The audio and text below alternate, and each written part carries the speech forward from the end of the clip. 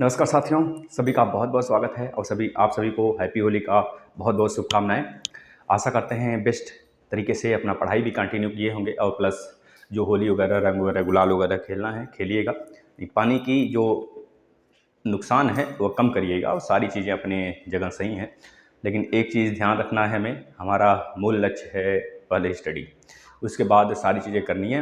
हम ये नहीं कहते कि आप अपना खेलिए मस्त तरीके से खेलिए, क्योंकि त्यौहार आते हैं बहुत दिनों के बाद, तो खेलना भी ज़रूरी होता है भाई।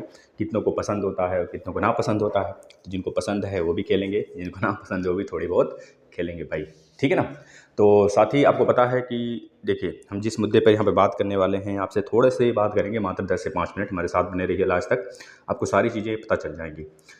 सबसे बड़ी बात है भाई कि आपके जो एग्ज़ाम हैं डीएलएड के, वो कल भी आपने देखा कि सचिव सर बार बार ये चीज़ें दोहरा रहे हैं कि यूपी बोर्ड के बाद, तो क्या यूपी बोर्ड के बाद होना संभव है या फिर नहीं है, तो क्या चीज़ें अड़चन आ सकती हैं, क्या कोविड-19 का जो बढ़ रहा है प्रकोप वो अड़चन में आ सकता है, अड़चन डाल सकता है या नहीं। तो हर एक मुद्दे पर बात करेंगे, है ना, और सारी बात करेंगे आपसे। तो आप लोग भैया देखो, हाँ, सबको कुरकुरे की तरफ से भी सभी को हैप्पी होली, ठीक है भाई। और यही कहना चाहते थे मित्र कि जो आपके पेपर हैं, एग्ज़ाम हैं, वो सचिव सर के अनुसार कल भी आपने देखा कि एक तरह से किसी ने प्रशिक्षु ने एक तरह से उनको कॉल किया था, तो वहाँ से उनका कहना डायरेक्ट है, जो प्रशिक्षु थे उनका कहना है, सर बता दीजिए हमें कब होने वाला है हमारा एग्ज़ाम। अगर ना बता सकते हैं तो कम से कम टेंटेटिव डेट बता दीजिए। अगर आप ये चीज़ बार बार बोल रहे हैं कि आपका एग्ज़ाम होली के बाद यूपी बोर्ड के बाद होगा, तो ऐसे में ठीक है, यूपी बोर्ड के बाद होगा, हम भी समझ रहे हैं यूपी बोर्ड के पहले नहीं हो सकता है। लेकिन आपने पहले भी बोला था कि यूपी बोर्ड का एक ये बात तो तय है, आपने पहले भी बोला था कि यूपी बोर्ड हो, अगर आ गया डेट यूपी बोर्ड का या फिर डीएलएड का, तो उन दोनों में से कोई एक एग्जाम होगा।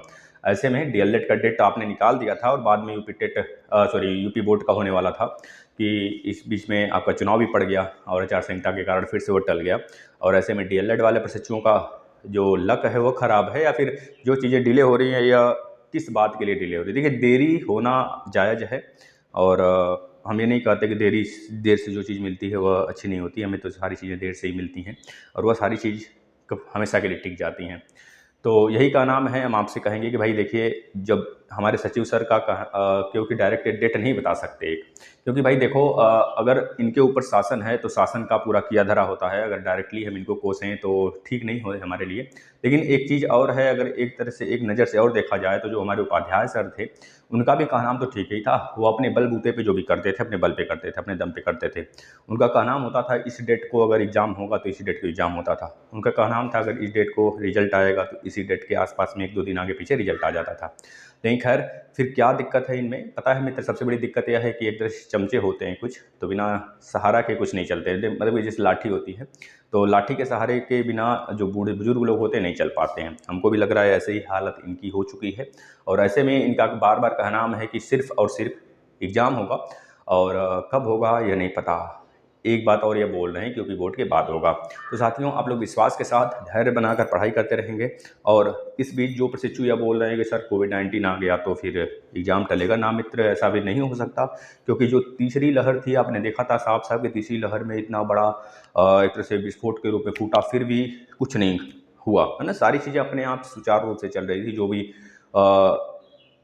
बिजनेसमैन थे अपने बिजनेस कर रहे थे, जो भी व्यापारी अपना व्यापारी वगैरह कर रहे थे, व्यापार कर रहे थे, प्लस जितने भी सरकारी कार्यालय थे सब खुले हुए थे और हर एक काम हो रहा था। बस केवल और केवल रोक था तो उन बच्चों पर जो बच्चे स्कूल नहीं जा सकते थे, छोटे बच्चे, क्योंकि उनमें एक तरह से संयम नहीं होता है ना। कुछ कहीं भी किसी को पकड़ लेंगे, कहीं भी खेलेंगे मिट्टी सिट्टी में, तो इस वजह से उनके ऊपर थोड़ा सा पाबंदियाँ लगाई गई थी। बाद में सारी चीज़ें ओपन हुई धीरे धीरे। अब जाकर देखिए तो सारे स्कूल, सारे कॉलेजेस सब खुल रहे हैं। और ऐसे में हमारे मोदी जी का भी एक तरह से बयान आया था, आपने देखा होगा कि कोई एक तरह से हमारे जो हैं हमारे चिकित्सा मंत्री, तो उनका साफ साफ का नाम था कि अब हमारे भारत में ना ही ऐसा होगा। एक तरह से कॉम्बीवैक्स करके एक और वैक्सीन है जो कि 12 से 14 साल तक के बच्चों को लगना भी स्टार्ट हो चुका है। अब ऐसे से धीरे धीरे, क्योंकि 16 से 18 तक के बच्चों को लगा, फिर इसके बाद 14 से 16 तक के बच्चों को लगेगा, 12 से 16 तक को, फिर इसके बाद ऐसे करके धीरे धीरे सबको लग जाएगा, तो फिर कोई दिक्कत ही नहीं होने वाली है। और ऐसे में तीसरा डोज भी आने वाला, आपको पता है। और ना आप यह ना सोचें कि आपके एग्ज़ाम कोविड-19 की वजह से टलने वाले हैं, नहीं। अब शायद ही कोई दुविधा आए, बस आप लोग लगे रहिए, हम यही कहते हैं। धैर्य और धीरज न खोइए, अपना लगे रहिए। आपके एग्ज़ाम अप्रैल में ही होंगे और अप्रैल में ही ख़त्म होंगे, इतना तो पूरी ताकत है, झोंक दिए हैं हम, और इनमें कोई संशय नहीं है कि आपके एग्ज़ाम अप्रैल के बाहर जाएंगे, अप्रैल में ही होंगे सारे प्रशिक्षकों का, बैक वाले का, प्लस जो बच्चे बोल रहे हैं सर हमारा सुपर टेट है या फिर मतलब ये सुपर टेट में नहीं बैठ पाएंगे मित्र, बैठ सकते हैं। देखिए ये छोटी सी वैकेंसी अगर आने वाली है तो इसमें कोई दो राय नहीं। अगर मान लीजिए बड़ा वैकेंसी आता है, अगर ये पहले एक वैकेंसी निकाल देते हैं तो यह फिक्स है कि 2023 में भी एक वैकेंसी आएगी, क्योंकि लोकसभा का चुनाव है, उसको देखना है उनको, है ना। तो सारी चीज़ें आपके पक्ष में होंगी। चलिए कोई बात नहीं, अगर एक चीज़ छूटता है तो बहुत सारी चीज़ें मिलती हैं, है ना। तो याद रखना है आपको, यह लम्हा आप भूल ही सकते हैं कि भैया हाँ आया और हम एलिजिबल ना थे, तो चलिए कोई बात नहीं, हम आगे बैठेंगे, उसके लिए और मेहनत करेंगे कि इस बार बैक ना लगे हमारा डीएलएड में मित्र। क्योंकि डीएलएड जो सेकंड सेमेस्टर में जिनका बैक है उनको थोड़ी सी मेहनत करने पे यहाँ पे ज़्यादा जोर देना चाहिए, क्योंकि अगर इस बार बैक लगा दोस्तों तो आप बहुत पीछे हो जाओगे, बहुत पीछे, यानी कि समझ रहे हो, प्रत्यावेदन लेके दौड़ना शुरू करोगे, फिर उसके बाद बहुत सारी दिक्कतें आने पड़ेंगी और फेस करना पड़ेगा आपको, अब आपकी मजबूरी होगी।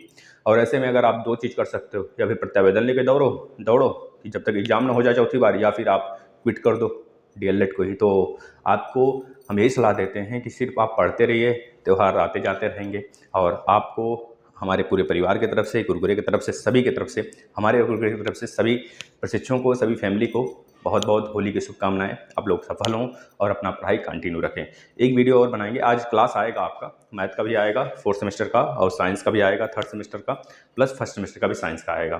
तो आप लोग से रिक्वेस्ट है सभी लोग बने रहें, मस्त तरीके से पढ़ाई करते रहें। एक क्लास और हम लगाएंगे अपडेट में, जिसमें देखेंगे कि जो डॉक्यूमेंट्स हैं सुपर टेट के लिए वो कौन कौन से लगाने हैं, और आपको डॉक्यूमेंट्स किस प्रकार से अरेंज करना है अपना, हाई स्कूल से लेकर आधार कार्ड वगैरह सब कुछ। इसके लिए एक वीडियो बनाएंगे सेपरेट, जिसमें आप लोग अपना सारे डॉक्यूमेंट्स बिल्कुल भी समझकर अच्छे तरीके से उसको संज्ञान में लेकर उसको करेक्ट करा लेंगे अगर कोई त्रुटि होगी हमारे बताए गए अनुसार। ठीक है, धन्यवाद, पढ़ते रहिए, मस्त रहिए, गुड विशेष दीजिए, आशीर्वाद रखिए हमारे पर और अपने कुरकुरे पर कि हम दोनों मस्त तरीके से रहें।